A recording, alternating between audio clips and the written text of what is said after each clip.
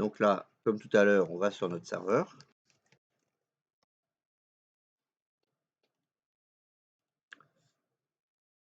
Donc l'outil, c'est, comme je disais tout à l'heure, la gestion des stratégies de groupe.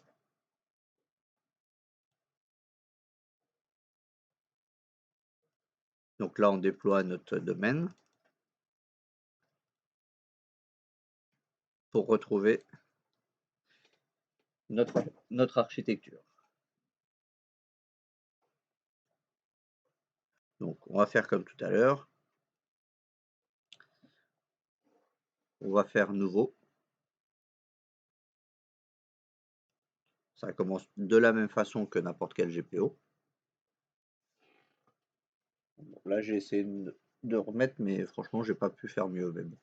Après, c'est peut-être parce que c'est une machine virtuelle à l'intérieur de la machine physique, mais donc là, on va mettre par exemple mot de passe.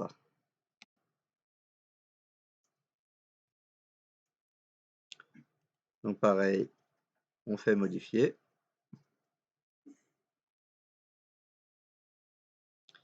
Sauf que le mot de passe, par contre, c'est à retenir, lui se gère uniquement au niveau des ordinateurs, pas au niveau des utilisateurs eux-mêmes. Donc si par exemple vous avez plusieurs séries d'ordinateurs avec des règles différentes et que un admin un admin, son mot de passe expire et qu'il le fait sur un ordinateur qui est dans la série qui n'a pas besoin de grosse sécurité, bah du coup il pourra appliquer qu'une faible sécurité. Ce qui est pas, donc faut faire attention un peu sur quel ordinateur ils vont devoir restaurer. Mais sinon après vous pouvez aussi dire que vous allez attribuer le même mot de passe, les mêmes règles pour tout le monde. Ça après ça dépend des sociétés, mais ça peut être du coup réglé par les GPO. Par exemple à Conforama, les employés classiques avaient je crois de 12 caractères et ceux qui étaient administrateurs c'était 16 caractères. Par exemple. Donc on va dans configuration de l'ordinateur, on va dans les stratégies, paramètres Windows.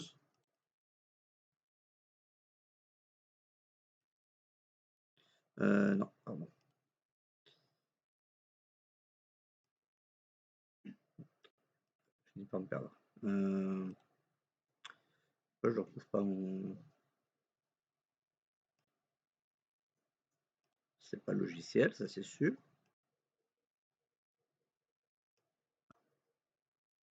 Ah, pardon, paramètres de sécurité. Voilà. Donc c'est bien paramètres Windows, paramètres de sécurité. Et ici on voit stratégie des comptes. C'est à cet endroit-là que vous allez trouver toutes les stratégies pour les mots de passe.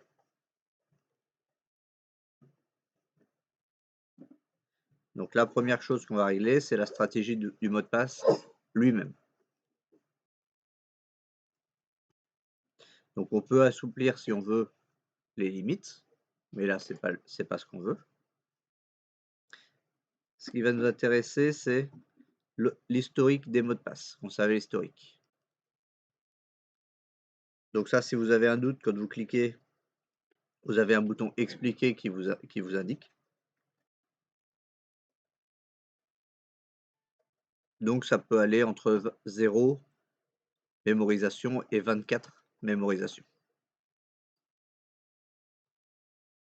Donc ils disent 24 sur les contrôleurs de domaine. Donc là, on fait un double clic, définir ce paramètre. Et là, par exemple, on va mettre 5. Donc les 5 derniers mots de passe ne pourront pas être réutilisés par l'utilisateur quand il aura besoin de refaire un mot de passe. Donc ça peut être contraignant, mais ça oblige les gens à changer leur mot de passe, quoi.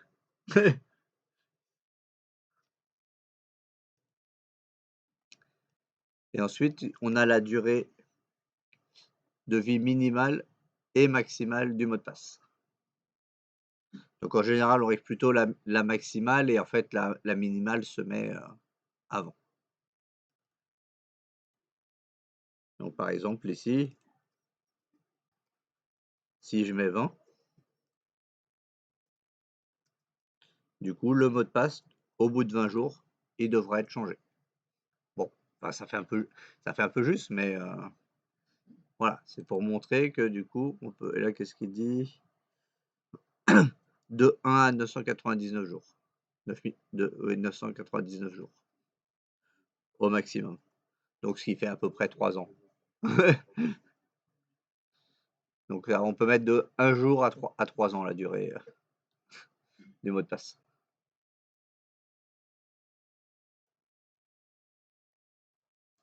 Donc là, ils font même des conseils. Ils disent compris entre 30 et 90 jours d'expiration.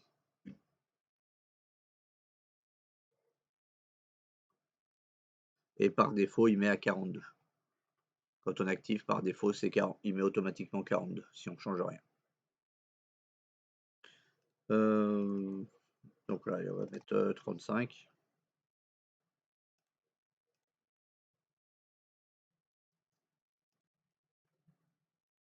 Et après, ça, du coup, c'est pendant combien de temps avant combien de temps l'utilisateur puisse changer le mot de passe.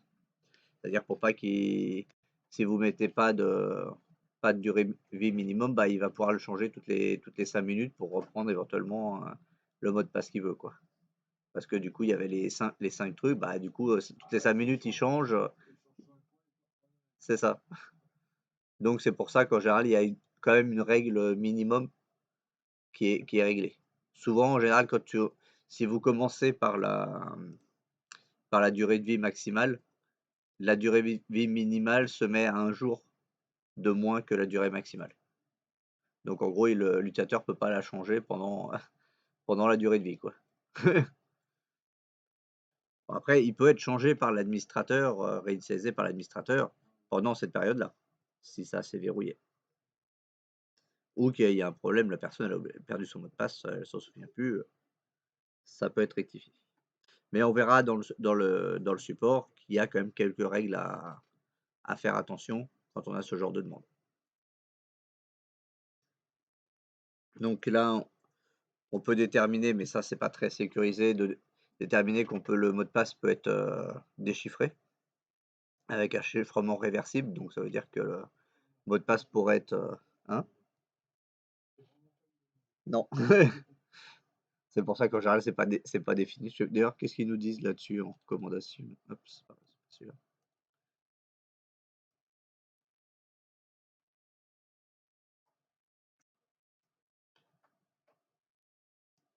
Donc voilà, c'est ça. La stratégie doit être appliquée que vraiment s'il n'y a pas d'autre s'il y a pas d'autre choix. Alors le mot de passe doit respecter des exigences de complexité. Donc là, ça veut dire que si vous faites ça, il doit avoir au minimum majuscule, minuscule, alors à 3 des 4. 3 de 3 de caractères majuscules, caractères minuscules, chiffre de base, caractère non alphabétique. Il faut 3 de ces 4-là. Le chiffre non alphabétique, par exemple, n'est pas obligatoire. Contrairement à pas mal de mots de passe maintenant sur Internet. Oui, où on est obligé. Mais là, il est pas. Là, c'est pas activé. Mais tu peux le mettre quand même. Et du coup, par exemple, si je mets 1, 2, 3 soleil sans le S majuscule, ça marche pas. Par contre, si je mets le S majuscule, ça passe. Donc ça, du coup, on peut l'activer pour renforcer la sécurité. Et surtout, après, on a la longueur minimale du mot de passe.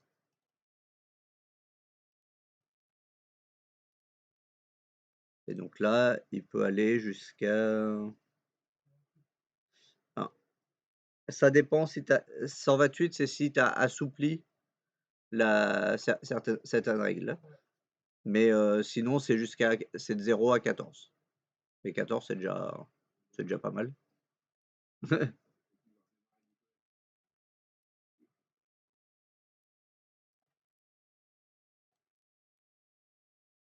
Mais on pourrait très bien dire même 0 quoi, à l'opposé. Donc voilà, bon là on peut le régler par exemple sur 9.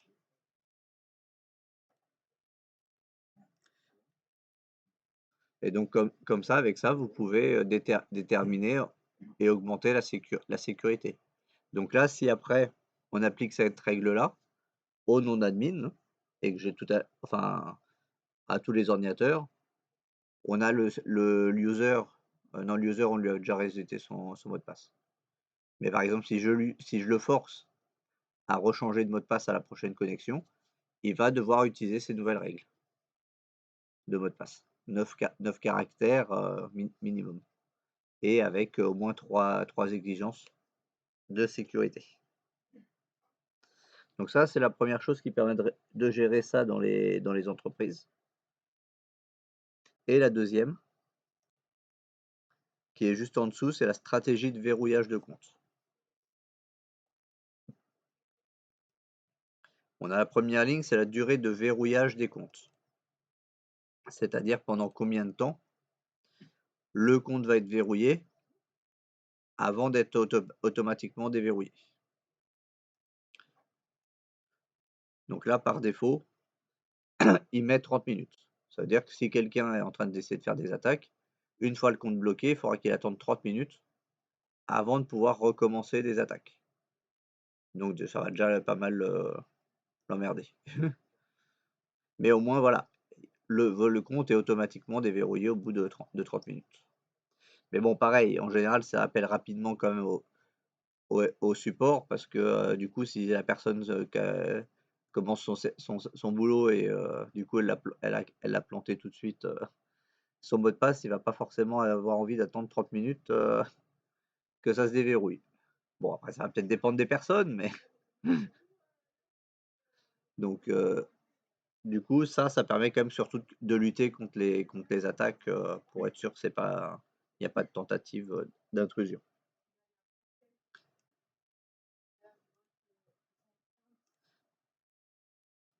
Ensuite, on a réinitialisé le compteur de verrouillage du compte après. Et ça, en fait, donc ça veut dire que le nombre de tentatives qu'on peut faire sur tant de temps. Si par exemple on avait décidé que c'est 3 tentatives avant de bloquer le compte et qu'on a mis 30 minutes de, de réinitialisation, on peut faire une première tentative, 5 minutes après une deuxième tentative, et si on attend du coup 30 minutes, et ben on va pouvoir refaire à nouveau 2 autres tentatives avant de bloquer le compte puisque le timer aura été réinitialisé. Donc c'est pour ça qu'il ne faut pas mettre un truc trop court non plus. Parce que sinon c'est un peu bête. Si tu mets 10 secondes entre chaque. Oui, mais bon, si par exemple c'est un hacker et il peut peut-être se douter que c'est peut-être les trucs standards, il va savoir que par défaut, c'est 30 minutes qui est réglé. Si on active la règle sans toucher, c'est 30 minutes. Donc s'il le sait, il peut faire son timer comme ça. Mais bon, ça va quand même le ralentir. Puisque du coup, il va quand même pas pouvoir faire des tests en permanence. Donc là, on peut le laisser, on peut le mettre 25 minutes sur de changer, par exemple. Et ici, le seuil de verrouillage, c'est qu'au bout de combien de tentatives, ça va verrouiller le compte. Donc par défaut, ça met sur 5. Je sais pas s'il met un. Donc 0, c'est illimité. Et ça peut aller jusqu'à 999 échecs. Bon, ça n'a pas trop d'intérêt dans ce cas-là.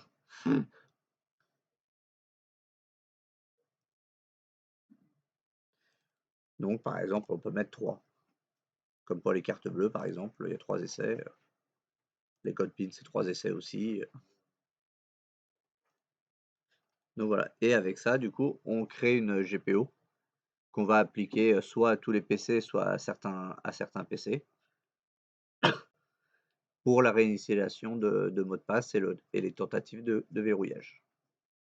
Donc ça permet quand même de bien renforcer la sécurité des serveurs et des machines. Parce que du coup, bah, étant donné qu'il s'il fait 3 fausses tentatives dans les 25 minutes, bah, celui qui tente éventuellement de faire une attaque se retrouve bloqué pendant 30 minutes. Donc il va quand même pas pouvoir faire beaucoup d'essais du coup par jour. Donc quand on sait qu'il y a le nombre de possibilités qu'il y a pour les mots de passe, surtout plus le mot de passe est long, ça ça va lui compliquer la tâche. Alors que si on met aucune contrainte comme ce qui est par défaut dans les machines, hein, les machines Windows que vous avez chez vous, il y a pas de par défaut, il y a pas de contrainte. Donc du coup, bah, la personne pourrait tenter effectivement, par ce qu'on appelle, brute force et tenter, plein d'essais, même avec un robot pour tenter de trouver votre mot de passe. Donc c'est pour ça que c'est important en entreprise au moins, mais après cette règle-là, vous pouvez aussi la trouver chez vous en local. On peut appliquer les GPO en local, c'est ce qu'on va je vais en profiter pour vous le montrer. Donc si je prends par exemple ce Windows 10, là il est pas dans le domaine, on avait dit. Je revérifie quand même, on sait jamais qui non, c'est bon parce que sinon ça serait marqué ici le domaine.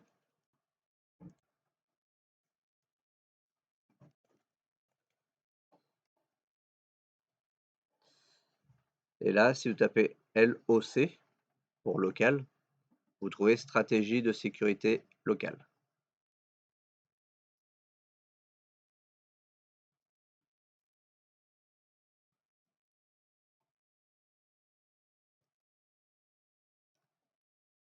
Ici, on trouve les stratégies de compte.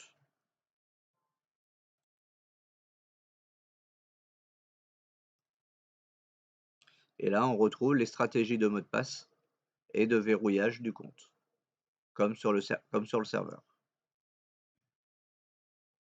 Et donc là, on voit que par exemple, il a mis 42 jours par défaut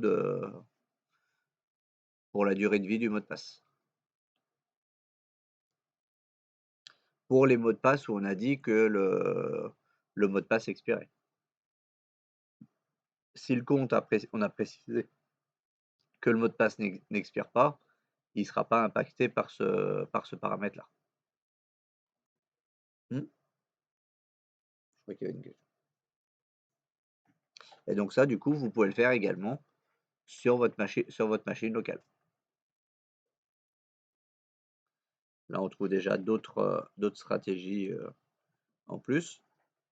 Mais après, même utilisateur par utilisateur, on peut faire des règles d'accès de programmes ou d'autoriser ou de bloquer certains programmes.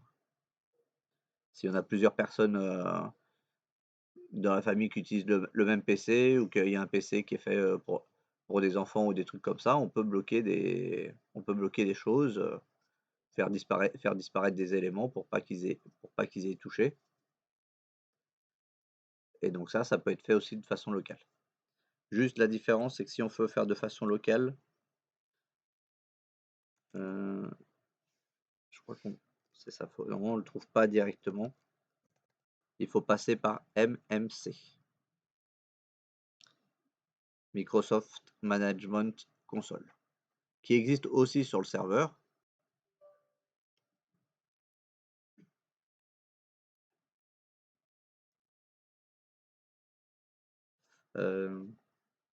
Moi, je crois que je vous l'avais montré un petit peu ou pas déjà, normalement, le MMC. Je sais plus, j'ai un doute. Quand on a fait les comptes, non?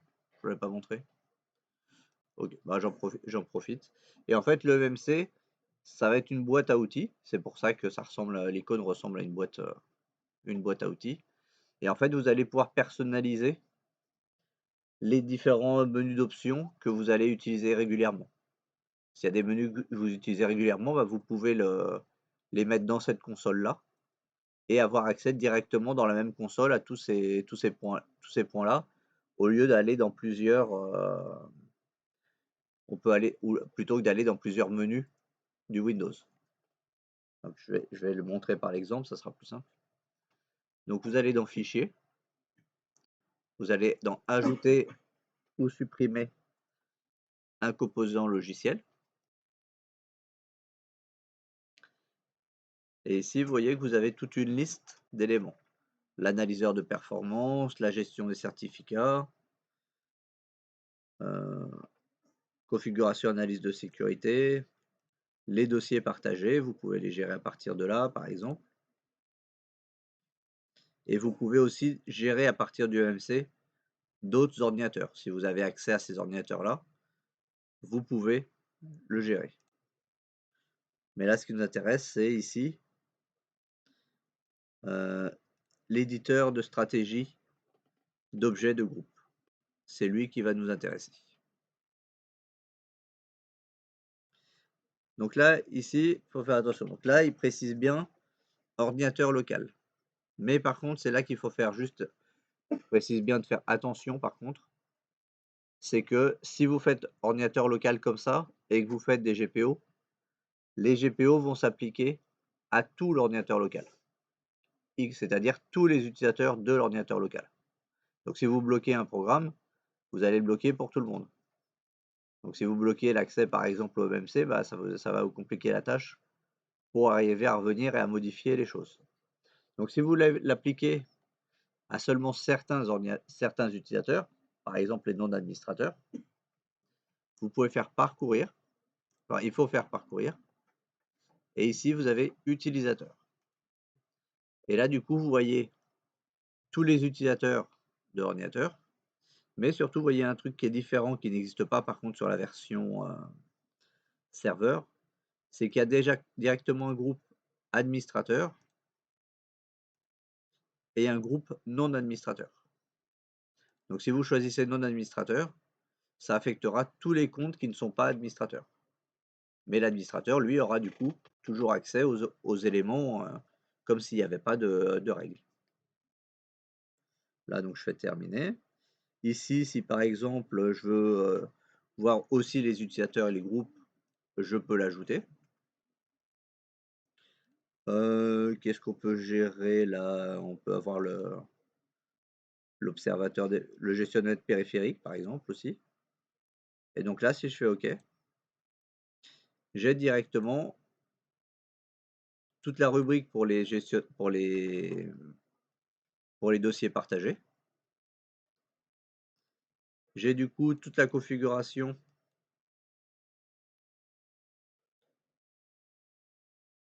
des GPO. On retrouve les mêmes choses. Là, par exemple, ici, je peux bloquer les clés USB aussi, comme pour tous ceux qui sont non administrateurs, y compris du coup sur un ordinateur local.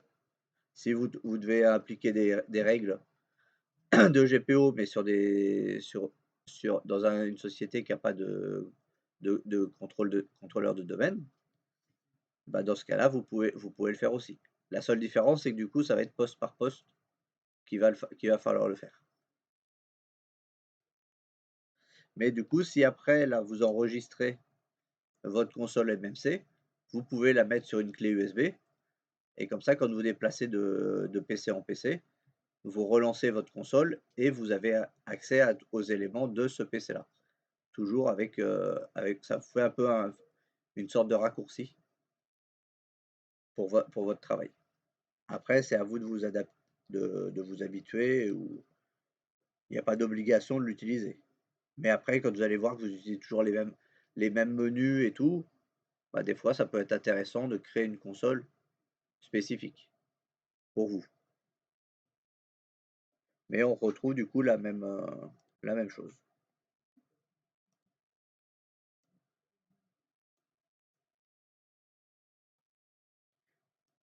Donc là, par exemple, on peut supprimer, quand on fait CTRL SUP, on peut supprimer le bouton pour fermer la session. Ça veut dire que la personne ne va pas fermer la session comme ça à l'arrache. En fait, on peut très bien demander, même aussi mettre un endroit dans les GPO de dire que on peut enlever le bouton arrêter. Donc la personne, elle se connecte, si elle n'est pas administrateur, elle peut plus même plus fermer la session ou quoi. Mais voilà, on peut vraiment faire de tout ce qu'on veut avec les GPO. Et donc là, bah, que je vais montrer sur l'autre. Donc voilà, là c'était pour montrer que du coup, les GPO ne sont pas réservés que aux serveurs. Vous pouvez l'appliquer sur des domaines qui ne sont pas, euh, enfin sur des machines qui ne font pas partie d'un domaine. Donc c'est valable pour toutes les trucs de petits réseaux ou même des particuliers. Ça peut renforcer les sécurités.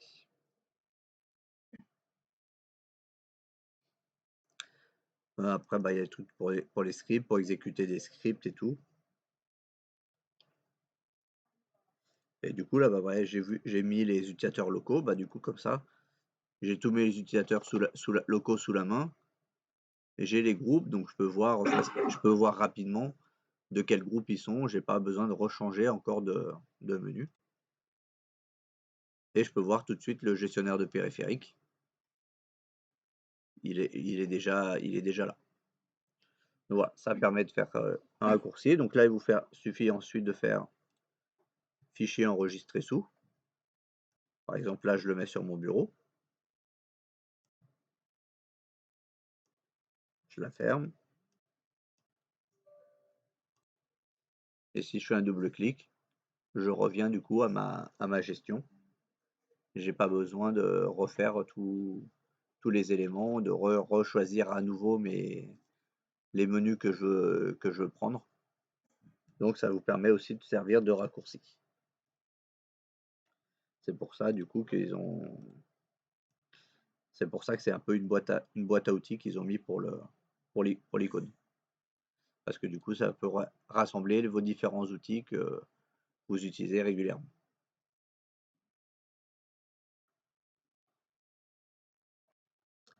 Oui. Donc là, tu vas ici, là, dans la barre de recherche. MMC, ouais. Hop. Après, bon, attends, je vais rouvrir celle-là. Et après, il faut aller dans Fichier, Ajouter, supprimer. Et là, après, tu choisis les composants dans la liste que tu veux faire apparaître. Et après, tu enregistres. Et ça, le MMC existe également sous Windows Server, bien sûr. Donc là, vous pouvez mettre directement une fenêtre, une console avec DHCP, DNS, utilisateur, et comme ça, vous avez toujours votre même console avec vos différents éléments qui sont disponibles. Juste à ce petit point, à ce niveau-là, au niveau du serveur. Hop.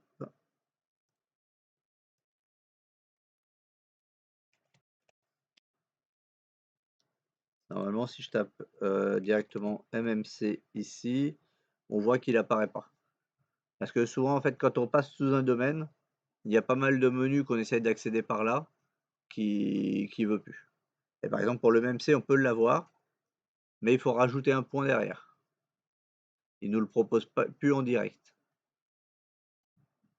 Mais on arrive quand même au même point. Et du coup, bah, on peut faire pareil, ajouter un logiciel. Et du coup, bah, on retrouve tous les éléments de l'ordinateur, les services, les services de déploiement, le DHCP, le DNS, les domaines, les dossiers partagés, les stratégies de groupe. Donc, du coup, comme ça, vous pouvez vous faire votre propre boîte à outils que vous allez vous resservir sur chaque PC, parce que du coup, il ira rechercher les éléments du coup du PC directement. Ça, oui, mais du coup, au lieu de le rechercher directement, si vous le faites avant de passer en tant que domaine, il va le trouver directement. Pareil, normalement, si vous tapez état du réseau, ah, là il a voulu, mais des fois, si je clique par exemple, ah bah ils ont enfin rectifié les choses, c'est pas trop tôt, parce que pendant un moment, quand on était avec 2019, c'est sûr, mais avec 2022 même, il me le faisait un moment. C'est quand je cliquais par exemple ici dans ce menu-là pour aller aux options d'adaptateur, Une fois que j'étais passé dans un domaine, il me disait: «Non, vous avez pas les droits». Obligé du coup de passer par le gestionnaire de serveur, pour accéder à la bonne page rapidement. Bon, en même temps, c'est assez rapide d'y accéder par ce biais-là, mais voilà, quand des fois on a les menus habituels et tout, bah, la plupart de ces menus par le panneau de configuration standard, une fois passé en domaine, des fois vous avez plus accès. Parce qu'il vous dit que vous avez un problème de droit, alors qu'il y a pas de raison parce qu'en plus, je suis bien sur le compte administrateur, mais bon, des fois, faut pas. Donc là, je pensais que ça allait me planter, ben non, apparemment, ils ont fini par corriger le corriger le truc, à force. Mais sur 2019, il y a pas encore pas très longtemps, ça le faisait encore. Donc je sais pas s'ils ont corrigé aussi le 2019, ou si c'est parce que c'est le 2022. Donc voilà, là, on a déjà fait le tour des trucs assez importants dans les GPO de base, mais je vous laisserai regarder, vous allez voir que vous pouvez faire beaucoup de choses, y compris, comme je vous disais tout à l'heure, ou l'autre jour, la possibilité de verrouiller un mot de passe, par exemple. Pas le verrouiller le mot de passe, mais verrouiller un fond d'écran. Forcer un fond d'écran et le verrouiller pour que les personnes ne puissent pas le changer. Euh, donc ça, celui-là, je vais déjà les valider. Et du coup, là, on va dire qu'on va l'appliquer pour les non-admins.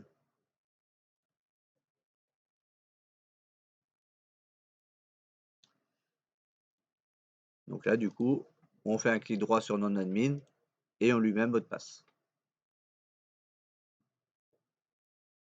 Et donc là, s'il y a un des utilisateurs qui est dans le groupe non-admin, enfin dans l'OU non-admin, et bah du coup, il ne pourra pas, s'il doit changer son mot de passe, il devra prendre ces nouvelles exigences-là au niveau du changement. Donc du coup, si on a appliqué ces changements-là, ce qu'il faudrait, c'est le reforcer le recocher qu'il doit changer son mot de passe la prochaine fois, dans l'idéal, si on veut être sûr qu'il applique les nouvelles règles.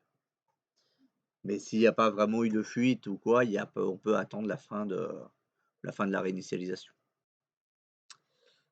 Du coup, bon, bah, il s'est passé un petit peu de temps là. Du coup, on va retourner sur notre machine parce que du coup, on n'a toujours pas pu vérifier si le CMD était bloqué. Comme j'ai redémarré le serveur pour installer le 7-zip et tout.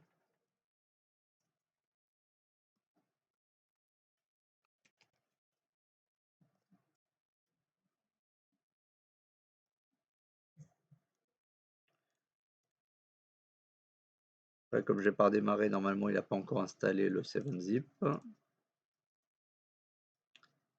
Nouveau dossier. C'est ça, comme j'ai pas redémarré, il n'a pas encore mis le 7-zip. Donc là, on avait dit, normalement, le CMD était censé maintenant être bloqué. Donc des fois, c'est pour ça que des fois, il faut appliquer le GP Update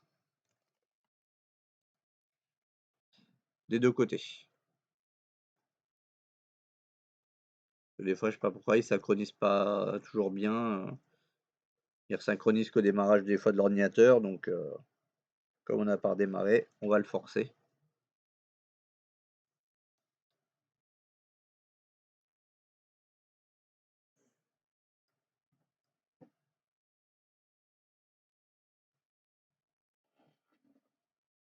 Normalement, il a bien accès au serveur là. Là, si je fais PowerShell, normalement, pareil, j'ai toujours accès, puisque c'est pas appliqué. Ah non, tiens, c'est bizarre. Le PowerShell, lui, par contre, il s'est bien retrouvé bloqué. Alors, par contre, pourquoi il m'a pas forcé? Ouais, là, j'ai pas le droit, donc je peux pas l'ouvrir. Hein? Ouais. Donc, normalement, ça devrait dire que de l'autre devrait être désactivé. Non, pas WordPress. WordPad, c'est pareil, j'essaie de le lancer, on voit que ça marche pas. Alors, pourquoi il n'a pas voulu s'appliquer lui par contre? Attends, on va redémarrer À moins que je ne l'ai pas appliqué au bon endroit dans mon serveur. Pourtant, normalement, bloc CMD, bloc PowerShell, bloc mot de passe. Bon, on va aller revoir hein, ce qu'il nous dit. Donc ici, on le met à tous les utilisateurs authentifiés. Là, j'ai fait un double clic sur le CMD. Ici, on voit que utilisateur authentifié. Si on veut, même sur tout l'ordinateur, on peut décider de l'appliquer qu'à certains utilisateurs, pas forcément à tous les utilisateurs authentifiés. Mais si on met dans une rue, en général, c'est pour appliquer aux utilisateurs authentifiés. Mais on peut quand même modifier. Ici, on peut mettre des ordinateurs à la place de personnes aussi, et des groupes. Donc du coup, moi, je voulais retourner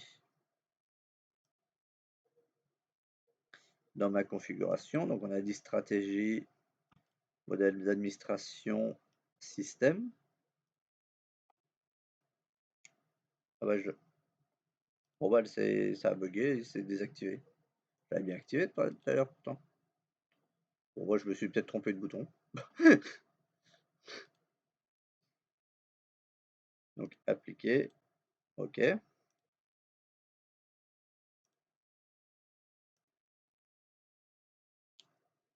Donc CMD, on va refaire le GP Update Force.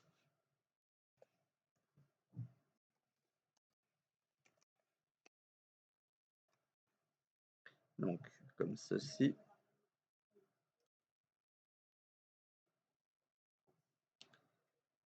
GP. Oui, il manque un P.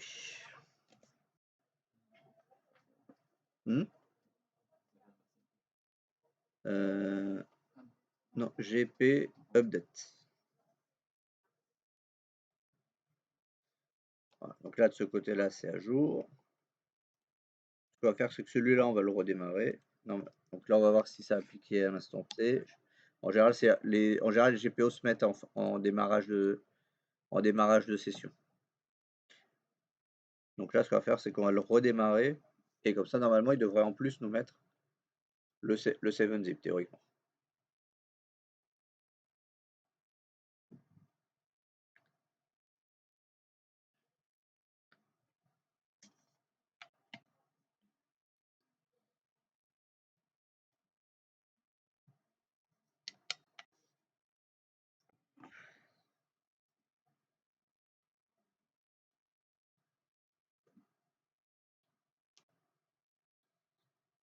Ça veut bien démarrer. Donc, on va le laisser redémarrer. On va revenir sur notre serveur. Voilà. Je vais fermer les groupes. Oui, je l'ai fait sur le serveur avant de redémarrer l'autre machine. Mais bon, ça se trouve, il avait récupéré une mise à jour.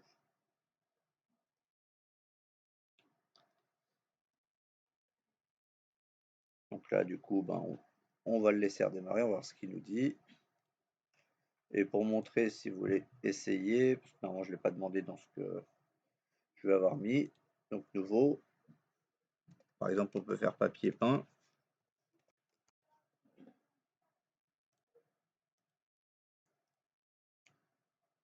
On modifie la GPO.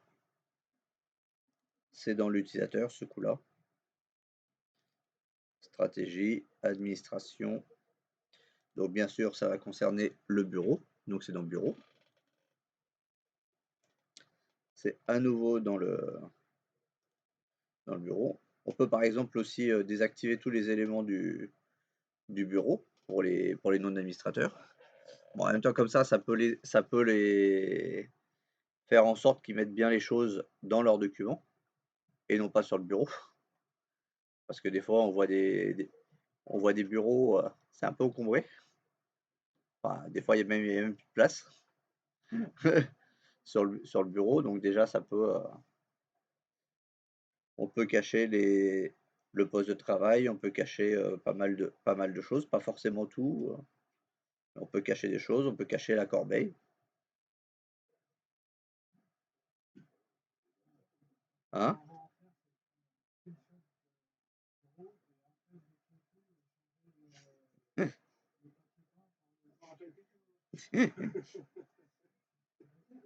Ouais, ça, c'est pas marrant ça, hein? Et après, donc, on va dans bureau. Et là, ici, il y a papier peint du bureau. Donc, on peut choisir un papier peint qui sera appliqué automatiquement aux machines, enfin aux utilisateurs que l'on aura déterminé. En fait, là, par contre, ça va être le même principe que pour les programmes. Il faut que ça soit dans un répertoire qui soit partagé. Si le répertoire n'est pas partagé, il n'aura pas accès à l'image pour pouvoir l'afficher. Donc, soit ça fera rien, soit ça mettra un écran noir. Et du coup, on peut même déterminer si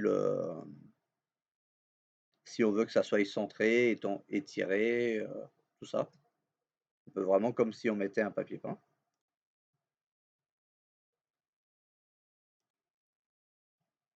Et après, ici, on peut mettre empêcher la modification d'éléments. Non, pardon, interdire les modifications. Donc là, du coup, les gens ne pourront pas modifier le bureau et le papier peint, du coup. Donc comme ça, si vous voulez être sûr d'avoir que ça soit toujours le truc de fond de votre société ou quoi, bah vous pouvez faire en sorte que ça le soit. Plutôt que ça soit un peu n'importe quoi qui soit en fond d'écran, vous pouvez. Ou vous pouvez faire des blagues à des gens. En leur changeant leur fond d'écran comme ça. Mais bon, après, il faut être sûr que la personne le prenne bien ou quoi aussi. Donc voilà, dans les règles un peu standards, mais on voit que s'il y a des choses d'Active Directory, on peut les régler. À peu près la calculatrice, on peut la modifier aussi. On peut bloquer l'accès à la calculatrice également de Windows. Donc on peut vraiment tout régler et tout bloquer ou autoriser à partir de ça. Même dans les. Là par exemple, si on veut pas si on a des fichiers qui ont des répertoires qui ont beaucoup de photos ou quoi, et que du coup il y a un fichier en fait qui récapitule toutes les miniatures dans Windows et dans chaque répertoire. Bah, du coup, si vous avez beaucoup de photos, ce fichier va être assez volumineux. Donc du coup, vous pouvez désactiver que dans l'explorateur, la personne puisse afficher en miniature pour éviter que ce fichier-là se crée. Et du coup, il y aura seulement des icônes. Donc vous ne verrez pas les aperçus des images qui sont dans un répertoire, par exemple.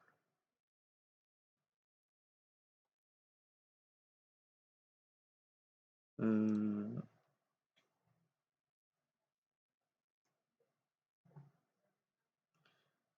donc on peut désactiver différentes choses. Le nombre de documents récents qui sont disponibles. Donc on peut supprimer l'onglet du matériel, de tout ce qui est matériel dans l'explorateur. On peut vraiment faire beaucoup de choses. Autoriser, refuser. Là, par exemple, le truc, c'est que la poubelle, normalement, quand on supprime, il nous dit que des fois, c'est trop gros parce que du coup, il n'y a plus de place. Mais du coup, bah, on peut modifier la taille maximale de la poubelle. Donc là, ça veut dire qu'on peut dire qu'on va lui dire, si on lui dit 5%, elle pourra utiliser au maximum 5%. Elle pourra peser 5% du poids du disque dur sur lequel elle est. Et vous pouvez mettre là 100%. Oui, c'est ça. Enfin, si tu rajoutes un fichier et que tu étais déjà à ta limite, il va dire plus de place dans la corbeille ou trop volumineux pour la corbeille, il va te proposer du coup de le supprimer directement. Et donc on peut aller jusqu'à 100% du disque dur. Donc si tu jettes des trucs, plein de trucs à la poubelle, bah, ton disque il va être dur, il va se remplir au fur et à mesure, puisque la poubelle, du coup, elle va jamais te dire non.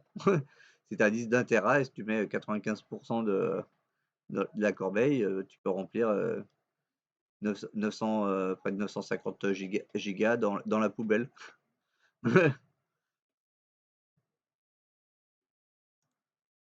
Donc voilà, bon, je vous invite du coup à regarder un petit peu, mais vous verrez que on peut gérer énormément de paramètres très finement si on veut via les GPO. Mais celles que je vous ai montrées, c'est les plus classiques. L'installation de logiciels, bloquer des logiciels, bloquer le CMD, et le mot de passe, c'est dans les plus classiques. Mais après, de toute façon, le principe reste le même et de penser à faire le GPO update si on veut l'appliquer avant la fin. Alors du coup, est-ce qu'il a redémarré? Non, toujours pas. Je pense qu'à mon avis, il a chopé une mise à jour. Donc c'est pour ça, pensez aussi à désactiver les mises à jour sur les machines virtuelles. Ça peut du coup vous éviter d'avoir ce genre de soucis ou mettre du temps à redémarrer.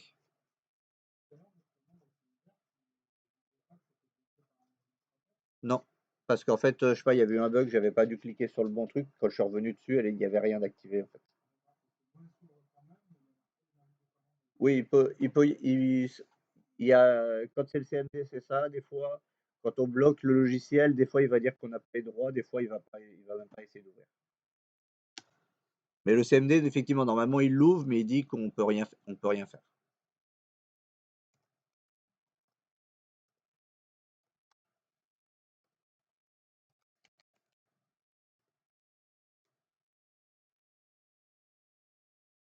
Donc là, on va voir. Est-ce qu'il avait bien pris en compte les choses?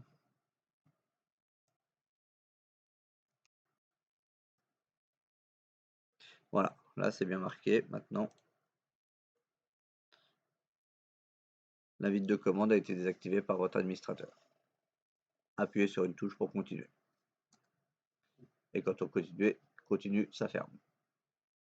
Donc là, du coup, ça a bien été mis en place. Par contre, c'est sur le 7-zip, j'ai un doute s'il l'a fait. Non, apparemment, il n'avait pas pris en compte celui-là.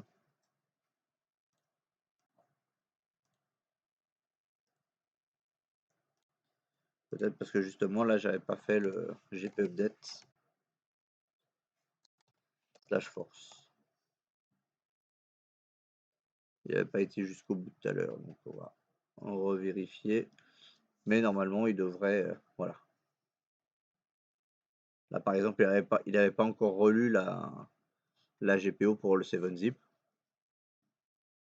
Donc maintenant, par contre, il va le mettre. Voilà. Donc du coup, est-ce qu'il y a des questions sur le principe des GPO, sur le type de GPO qu'on peut mettre en place, comme ça? Hein? Bah, ça sera plus clair quand vous allez essayer de le mettre en place vous-même. Mais voilà, c'est pour dire que du coup, avec les GPO, vous pouvez vraiment déterminer qui a droit à quoi un peu dans n'importe quel sens. Donc vraiment, s'il y en a que vous aimez pas, vous pouvez vraiment leur bloquer au maximum les choses.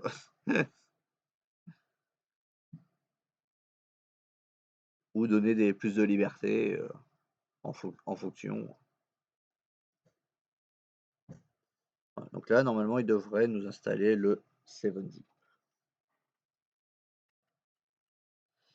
Donc on va le laisser tourner. Je voulais montrer un deuxième petit point avant que vous laissiez la main sur les choses.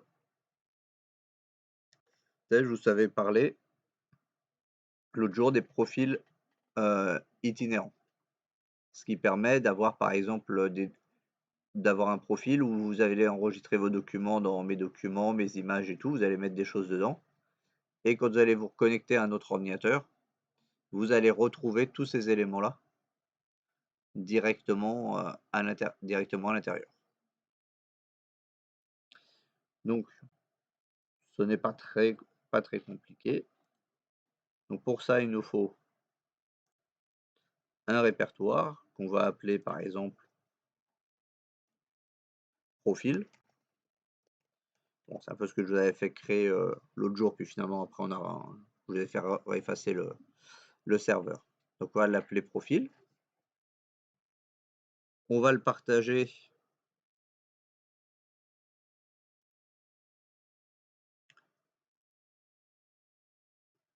en contrôle total à tout le monde. Donc là, on pourrait se dire, oui, mais du coup, tout le monde va pouvoir accéder aux documents de tout le monde.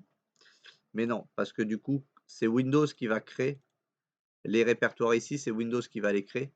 Donc, il va dire automatiquement que il n'y a que l'utilisateur en question qui va pouvoir accéder à ce répertoire-là.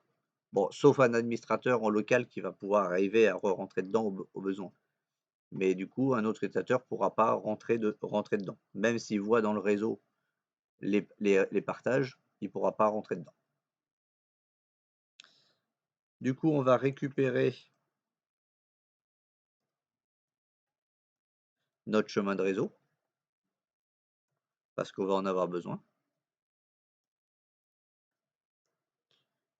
Ça, c'était la première étape, de créer un dossier, de le partager en accès total à tout le monde et de récupérer le chemin réseau.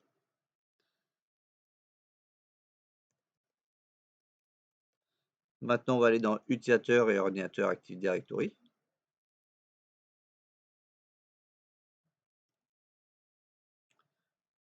On va prendre notre utilisateur et on va aller ici dans Profil. Et là, ici, vous voyez, vous avez chemin du profil. C'est-à-dire que là, vous allez lui dire à quel endroit va être stocké son profil partagé entre tous les ordinateurs. Donc là, vous collez le raccourci. Là, je vais juste mettre la loupe pour que ça soit un peu mieux le petit morceau d'après.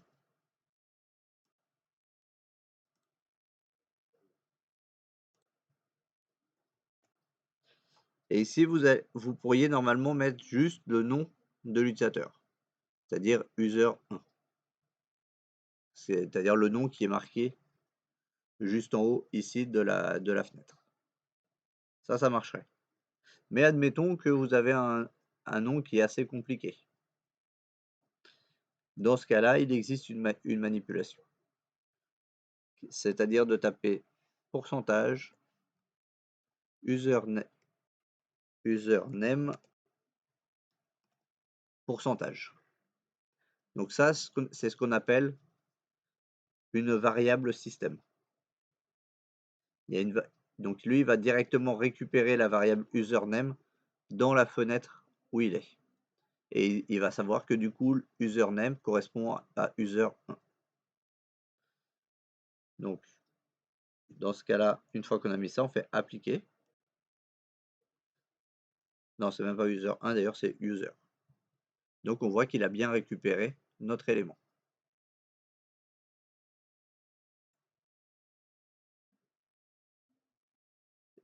Donc ça, du coup, avec ça, on a fait un répertoire, ce qu'on appelle profil itinérant.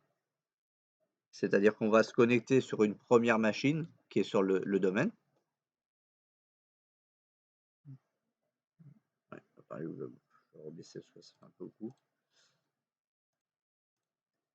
On va se connecter par exemple sur cette machine-là.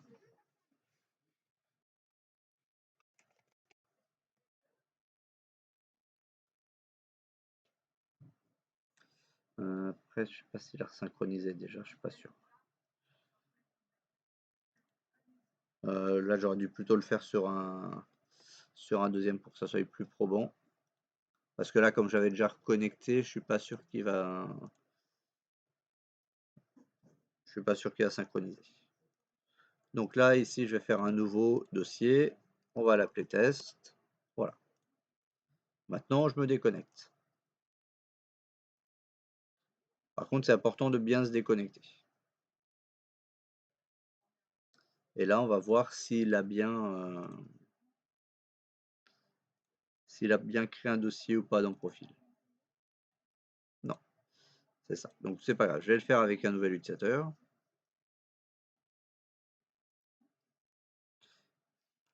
Ah, je vais mettre exprès de mettre un truc, ouais, mais pas. Non, parce qu'après, je vais avoir du.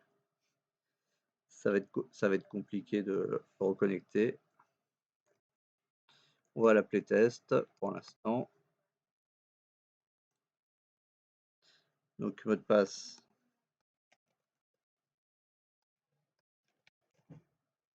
je vais dire qu'il n'expire pas. Comment ça, il ne concorde pas?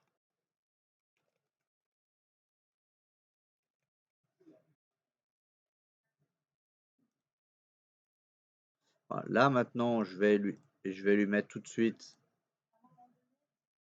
le profil itinérant. Donc, je recolle mon raccourci et je fais pourcentage username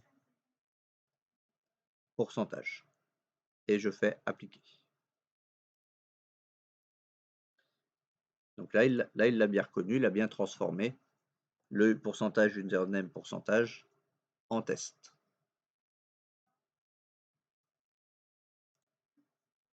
Et pendant qu'on est ici, on va compléter. Je vous avais parlé l'autre fois que du coup, on faisait les partages et tout, mais fallait aller taper l'adresse du serveur dans la barre d'adresse et tout. Donc, c'est pas très pratique quand même pour les utilisateurs lambda d'accéder au partage des fois. Donc, c'est pour ça qu'il y a ici un bouton connecter. C'est-à-dire qu'avec ce bouton-là, on va pouvoir directement donner à l'utilisateur quand il va se connecter à sa session un répertoire sur le réseau dans lequel il pourra aller. C'est-à-dire, par exemple, on pourra lui mettre le lien vers le raccourci, le répertoire entreprise, par exemple. Et comme ça, et après, il aura toute l'arborescence d'entreprise où il aura accès. Donc, c'est la même chose que pour profil. Bon, à la limite, on peut utiliser profil, hein. Bon, allez, on va utiliser entreprise pour voir la différence.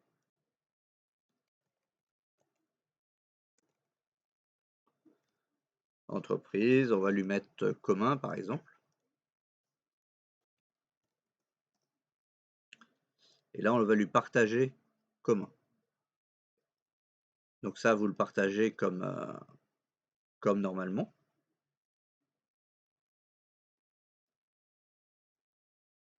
Là, vous pouvez être à la limite contrôle total parce que de toute façon, après, vous aurez vos droits NTFS qui vont prendre la main.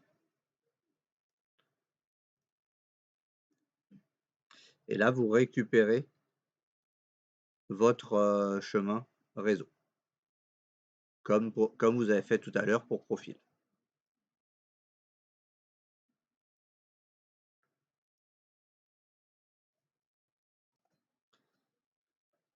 Et là, vous le connectez à Z. Par exemple, vous pouvez le connecter à P comme public, par exemple. Alors, vous appliquez n'importe quelle lettre qui est libre. Donc là, bon, comme c'est pas lui qui l'a créé et tout, il se dit qu'il y a peut-être des choses bizarres pour le partage. Donc, vous les faites OK, ça marche. Voilà. Donc ici, on a programmé notre profil itinérant et on a programmé aussi un répertoire qui va se monter automatiquement. Du coup, maintenant, il est temps de tester. Je prends un autre utilisateur qui se nomme test. Je lui mets son mot de passe. Donc là, comme c'est la première fois qu'il se connecte, le répertoire n'existe pas encore sur le serveur. Donc là, vous avez la préparation habituelle. Ça, vous ne pouvez pas y couper la première fois.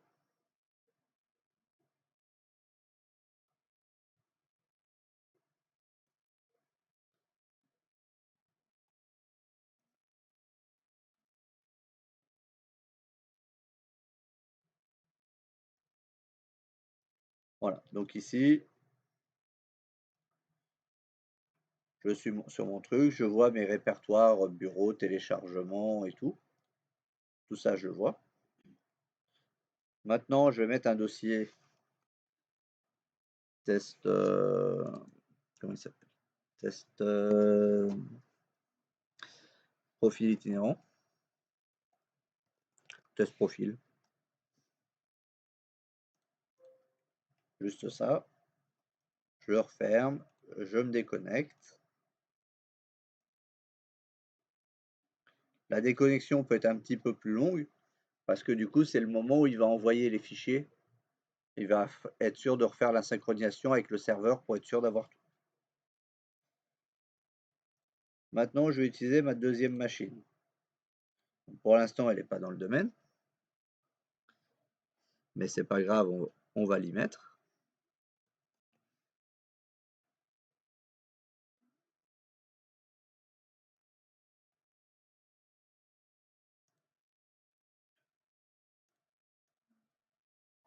Modifier. Donc je sais pas s'il a chopé le bon, DNS. Théoriquement, il devrait, mais bon, on va voir. Voilà, administrateur.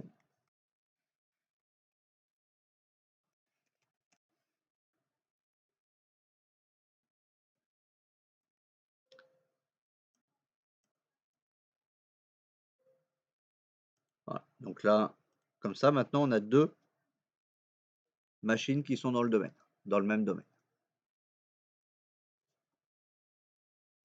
Et donc, du coup, sur celle-ci, il n'y a ni l'utilisateur 1, ni l'utilisateur 2, enfin, ni le test 2, le test qui se sont connectés.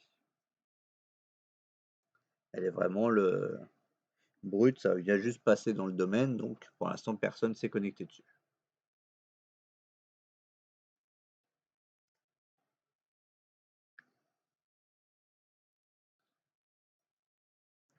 Donc maintenant, on voit bien qu'on est dans le domaine parce qu'on a autre utilisateur. Je vais utiliser test parce que c'est ça qui va me permettre de vérifier que le profil itinérant a bien marché. Là déjà, vous allez voir quelque chose de différent.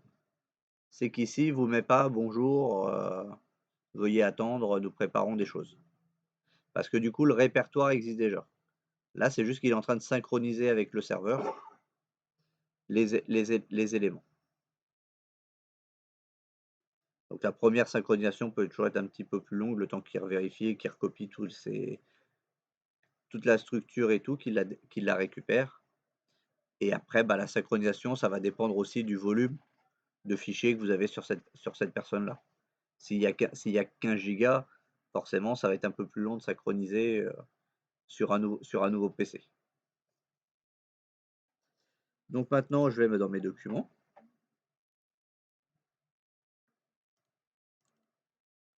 Et là, vous voyez que j'ai tout de suite mon test profil. Alors que je l'avais créé sur un autre ordinateur. On voit bien qu'il a synchronisé. Donc du coup, tout ce qui est dans utilisateur, mes documents, tout ça, tous mes documents, mes images et tout ça va être automatiquement synchronisé sur chaque PC où vous allez vous connecter. Ça peut être intéressant, entre autres, par exemple, pour un profil d'un informaticien qui a besoin de se connecter souvent sur différents postes. Au moins, il a toujours ses scripts à portée de main, ses différents outils. Après, faut pas que ça soit un truc trop gros non plus, quoi. Si, hein? Après, on peut mettre des quotas, comme on met sur, là, par exemple, si je fais un clic droit sur document dans propriété, ah non, j'ai pas les quotas sur celui-là. Quoi? Peut-être parce que je suis dans le répertoire système, si je fais nouveau, propriété. C'est-à-dire, je ne retrouve plus les quotas au niveau des répertoires eux-mêmes. Parce que le quota, on peut en mettre un au niveau du C2 point directement. Ici, vous avez quota. Et ici, du coup, avec les quotas, on va pouvoir déterminer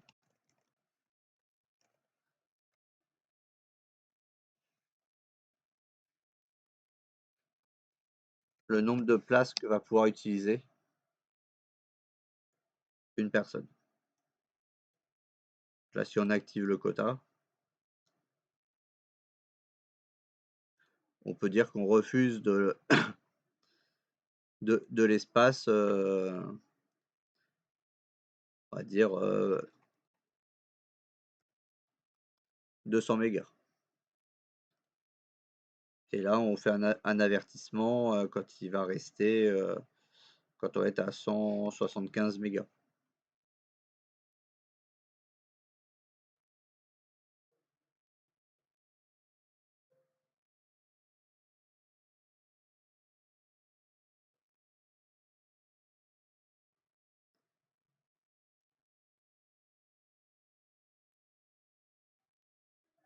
Voilà. Donc là, on peut faire ça, mais après, ça, je ne l'ai pas testé si ça marchait bien en cumulé ou pas avec le profil itinérant.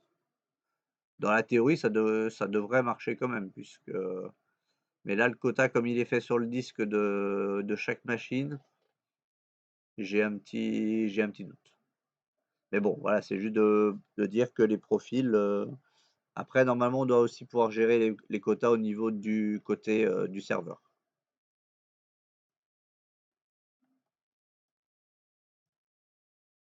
Et là, ici, si vous regardez dans ce PC, vous avez bien le répertoire commun qui se trouve sur notre serveur avec la lettre P qu'on a indiquée, qui pointe dans entreprise de répertoire commun. Donc là, si je fais nouveau document texte, ça marche. Je retourne sur mon serveur et dans commun, j'ai bien le répertoire, ça marche. Ce qui vous permet du coup de faire pointer automatiquement des emplacements réseau pour chaque personne. Donc par défaut, effectivement, avec cette méthode-là, vous pouvez en mettre qu'un seul, mais après, ça peut être cumulé avec une autre méthode qui peut être fait, c'est de mettre un script qui va dire qu'au démarrage de la session, il lance le script et le script ajoute des partages, comme on a fait là.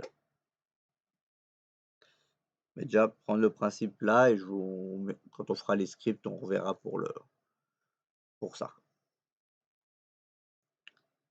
Donc voilà, je sais que ça peut paraître un peu abrupt comme ça sans forcément le faire. C'est pour ça que du coup,